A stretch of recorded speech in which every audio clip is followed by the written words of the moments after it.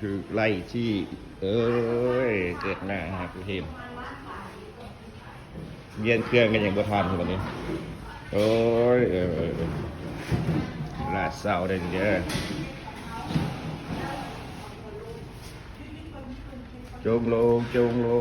งจงลง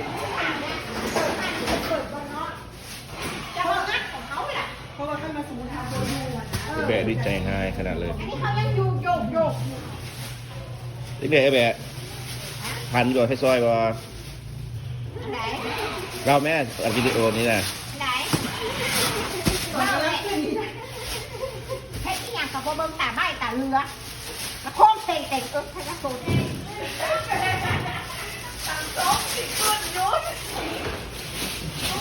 เป็นอีอย่างก็ต้องแจ้งค่ะแจ้งกันค่ายเดือนสองจะให้ออกมึงบอกว่าค่ายแล้วมึงงัดกระตุ้นมาแล้ว ไปหาเมย์อยู่ค่ะ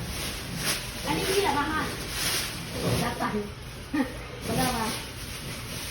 เอาใส่ในประตูตู้ดีที่จับเขาคุกมาเถอะ